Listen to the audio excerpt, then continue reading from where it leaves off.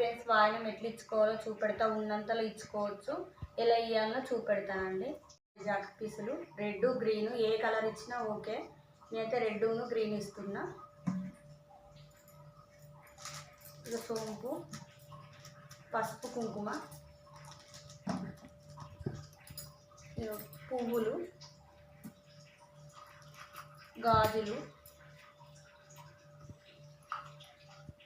తమలపాకు, ఇక పోకలు,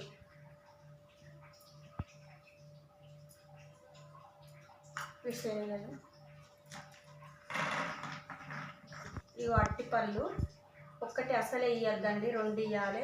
ఇవి ఇటు ఉండాలి. ఇవి తోకలు అనేటివి, ఆకులు కూడా తమలపాకులు మన సైడ్ ఉండాలి. ఇచ్చే వాళ్ళకు ఇచ్చుకోవచ్చండి.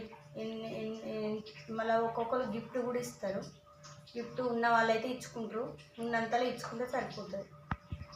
గాజులు ఇచ్చుకుంటే ఒక ½ డజన్ ఇచ్చుకోవచ్చు, ఇచ్చుకుంటే డజన్ ఇచ్చుకోవచ్చు, ఇష్టం. ఇక చీర కూడా ఇస్తారు కొందరు, గిఫ్ట్ కూడా ఇస్తారు, ఉన్నంతలో ఇచ్చుకోవచ్చు.